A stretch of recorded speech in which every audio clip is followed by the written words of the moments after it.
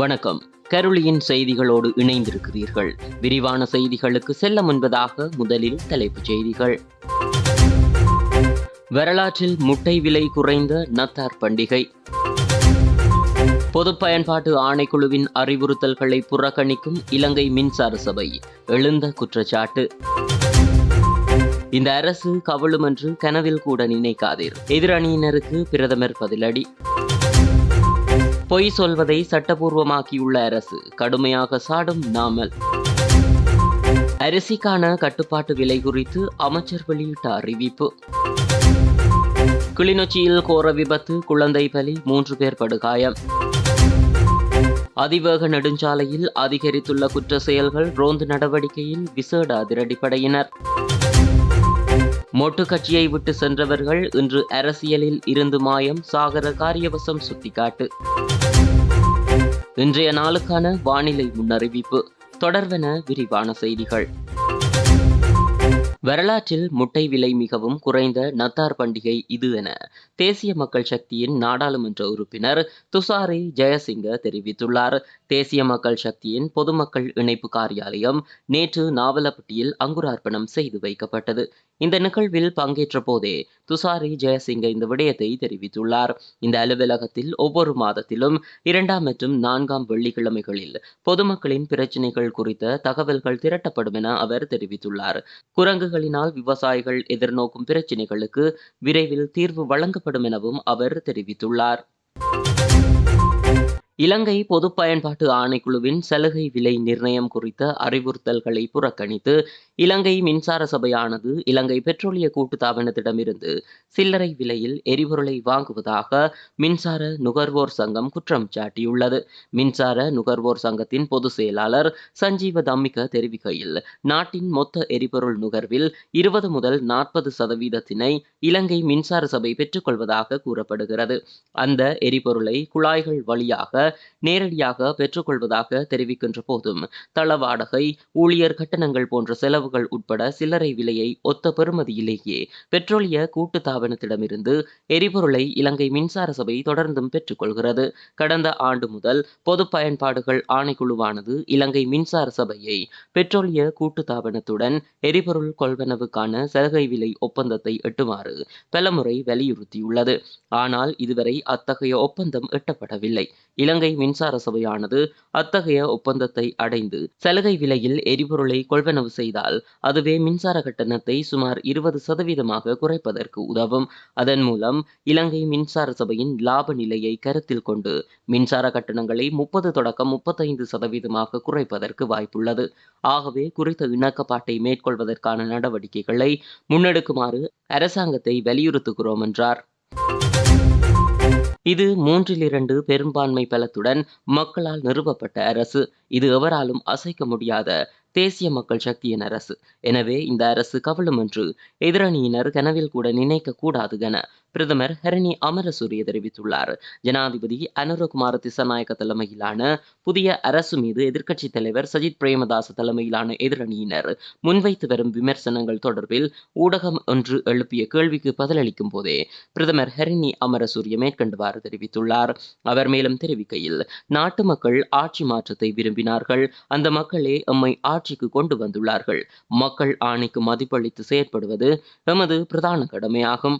மக்களுக்கு நாம் வழங்கிய வாக்குறுதிகளை நிறைவேற்றுவது எமது பிரதான குறிக்கோள். ஆளும் தரப்பினரின் கல்வி தகமை பற்றி கேள்வி எழுப்பும் எதிரணியினர் முதலில் தங்கள் கல்வி தகமைகளை பரிசோதிக்க வேண்டும். பொய்களை சொல்லி நாம் ஆட்சிக்கு வரவில்லை. நாம் நேர்மையுடன் நடந்தபடியால் தான் மக்கள் எம்மை ஆட்சியில் அமர்த்தியுள்ளார்கள். மக்களின் அனைத்து பிரச்சனைகளுக்கும் தீர்வு காண்போம். இனிமேல் இன, மத, மொழி ரீதியில் பிரச்சனைகள் வர இடமளியோம் என்றார். வரலாற்றில் முதல் தடவையாக அரசாங்கம் பொய்யை சட்டபூர்வமாக்கியுள்ளதாக ஸ்ரீலங்கா பொதுஜன பெரமுனவின் நாடாளுமன்ற உறுப்பினர் நாமல் ராஜபக்ச தெரிவித்துள்ளார். கண்டியில் ஊடகங்களுக்கு கருத்து தெரிவிக்கும் போதே அவர் இவ்வாறு குறிப்பிட்டுள்ளார். அரசாங்கம் மக்களுக்கு நிறைய நம்பிக்கையை அளித்துள்ளது. இப்போது அடுத்த தேங்காய் அறுவடைக்காக அரசு காத்திருக்கிறது. உப்பு உருகும் நேரத்தை கணக்கிடுதல், நெல் அறுவடையை வெட்ட காய்கள் துளிர்விடும் காலத்தை எதிர்பார்த்து காத்திருக்கிறது. இந்த அரசாங்கம் மக்களுக்கு வழங்கிய வாக்குறுதிகளை நிறைவேற்ற வேண்டும் என்பதில் உறுதியாக உள்ளோம். மேலும் வரலாற்றில் முதன்முறையாக பொய் சொல்வதை இந்த அரசு சட்டமாக்கியுள்ளது. அதனால்தான் அரசாங்கத்தின் பலம் பொருந்திய ஒருவர் ஊடகங்களுக்கு வந்து பொய் சொல்ல உரிமை உண்டு என்று கூறினார். 5 ஆண்டுகளில் பொய் சொல்லும் உரிமையை மதித்து விட்டோம் என்று சொல்வார்கள். வாக்குறுதிகளை நிறைவேற்ற முடியாத நிலையில் அரசாங்கம் இப்போது பிரச்சினையை திசை திருப்ப முயல்கிறது என அவர் மேலும் தெரிவித்துள்ளார். அரிசிக்கான கட்டுப்பாட்டு விலையில் மாற்றம் மேற்கொள்வது தொடர்பில் அரசாங்கம் எந்தவொரு கலந்துரையாடலையும் முன்னெடுக்கவில்லை என அமைச்சரவை பேச்சாளரும் அமைச்சருமான நலிந்த ஜெயதிச தெரிவித்துள்ளார். நாட்டில் நிலவும் அரிசிக்கான தட்டுப்பாட்டை நிவர்த்திக்கும் வகையில் அனுமதி பத்திரமின்றி அரிசி இறக்குமதி செய்வதற்கான கால அவகாசத்தை எதிர்வரும் 10ஆம் திகதி வரை நீடிக்கும் யோசனைக்கு அமைச்சரவை அனுமதி வழங்கியுள்ளது. அதே நேரம் அமைச்சரவை அங்கீகரித்த அளவுக்கு அரிசியை இறக்குமதி செய்வதற்கு அரசாங்கத்திற்கு இயலாமல் போயுள்ளதாகவும் எதிர்வரும் காலங்களில் விநியோகஸ்தர்களிடமிருந்து எஞ்சிய அரிசி தொகை கிடைக்கப்பெறும் எனவும் அமைச்சர் மேலும் குறிப்பிட்டுள்ளார். இதுகுறித்து அவர் மேலும் தெரிவிக்கையில், அரசாங்கம் சார்பில் அரிசி இறக்குமதி செய்வதற்காக பொறுப்பளிக்கப்பட்ட அரச வர்த்தக கூட்டுத்தாபனம் மற்றும் சதோச நிறுவனத்தின் செயற்பாடுகளால் இவ்வாறு அரிசி இறக்குமதியில் தாமதம் ஏற்படவில்லை. விநியோகஸ்தர்கள் எதிர்நோக்கிய சிக்கல்கள் காரணமாகவே அரசாங்கம் இறக்குமதி செய்வதற்கு எதிர்பார்த்த அளவு அரிசியை இலக்கு வைக்கப்பட்ட காலத்தினுள் இறக்குமதி செய்ய முடியாமல் போனது என தெரிவித்தார். கிளிநொச்சி நகர் பகுதியில் இடம்பெற்ற கோர விபத்தில் 2 வயது குழந்தை பலியானதுடன் ஒரே குடும்பத்தைச் சேர்ந்த 3 தீவிர சிகிச்சை பிரிவில் அனுமதிக்கப்பட்டு சிகிச்சை பெற்று வருகின்றனர். குறித்த சம்பவம் நேற்றிரவு 7 மணியளவில் மோட்டார் சைக்கிளுடன் டிப்பர் வாகனம் மோதியதில் இடம்பெற்றுள்ளது. ஏனையின் வீதியால் பயணித்த டிப்பர் வாகனம் குறித்த மோட்டார் சைக்கிளை மோதி விபத்தினை ஏற்படுத்தியதுடன் விபத்து இடம்பெற்ற பகுதியிலிருந்து சுமார் 100 மீட்டர் பாதையை விட்டு விலகி பயணித்துள்ளது. விபத்தில் சிக்கிய மோட்டார் சைக்கிளையும் டிப்பர் வாகனம் குறிப்பிட்ட அளவு தூரம் இழுத்து சென்றுள்ளதுடன் தொழில் பயிற்சி நிறுவனத்தின் விளம்பர பலகை மற்றும் தொலைத்தொடர்பு கம்பம் உள்ளிட்டவற்றையும் சேதப்படுத்தியுள்ளது.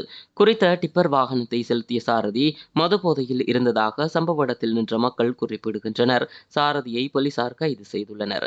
சம்பவத்தில் மோட்டார் சைக்கிளில் பயணித்த 2 வயது குழந்தை பலியானதுடன் ஒரே குடும்பத்தைச் சேர்ந்த தாய், தந்தை மற்றும் 6 வயதுடைய குழந்தையும் படுகாயமடைந்த நிலையில் கிளிநொச்சி வைத்தியசாலையில் அனுமதிக்கப்பட்டு தீவிர சிகிச்சைக்கு உட்படுத்தப்பட்டுள்ளதாக போலீசார் தெரிவிக்கின்றனர்.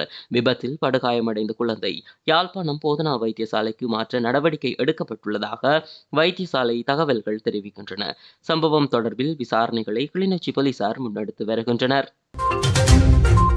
கட்டுநாயக்க கொழும்பு அதிவேக நெடுஞ்சாலைக்கு மின்சாரம் வழங்குவதற்காக பாதிக்கப்பட்ட மின் கம்பிகள் மர்ம நபர்களினால் திருடப்படுவதை தடுக்க போலீஸ் விசேட அதிரடிப்படையினரை ரோந்து நடவடிக்கையில் ஈடுபட தீர்மானித்துள்ளதாக தகவல் வெளியாகியுள்ளது.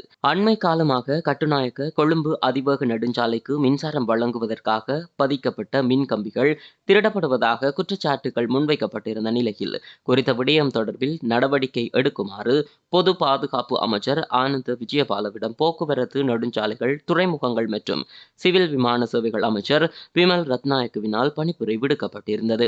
இதனையடுத்து மின்சார கம்பிகளை துண்டிப்பதை தடுக்க இரவு வேளையில் நெடுஞ்சாலைகளில் விசேட அதிரடி படையினர் ரோந்து நடவடிக்கைகளில் ஈடுபடுவார்கள் எனவும் போதைக்கு அடிமையானவர்களே குறித்த செயலில் அதிகளவில் ஈடுபட்டு வருகிறார்கள் எனவும் தெரிவிக்கப்பட்டுள்ளது.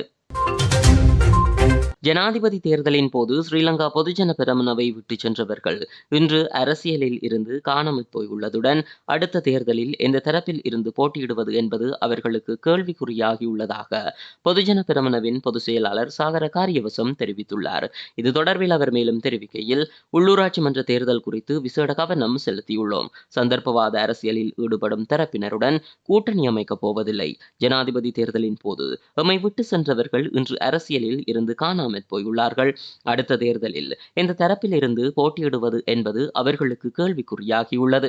ஆகவே உள்ளூராட்சி மன்ற தேர்தலில் நாங்கள் தனித்து போட்டியிடுவோம். கட்சிக்குள் இளையோர் உள்வாங்கப்பட்டுள்ளனர். நாம் கிராம மட்டத்திலிருந்து மீண்டும் கட்சியை கட்டியெழுப்பும் செயற்பாடுகளை ஆரம்பித்துள்ளோம். பொதுஜன பெரமுன மீண்டும் எழுச்சி அடையும். உள்ளூராட்சி மன்றங்களுக்கான தேர்தலை கையாள்வது தொடர்பில் விரைவில் கலந்துரையாடல்களை மேற்கொள்வோம். அதேவேளை அரசாங்கம் உள்ளூராட்சி மன்ற தேர்தலுக்கான புதிய வேட்புமனுக்களை கோருவதற்கான நடவடிக்கைகளை தாமதமின்றி முன்னெடுக்க வேண்டும் எனவும் தெரிவித்தார்.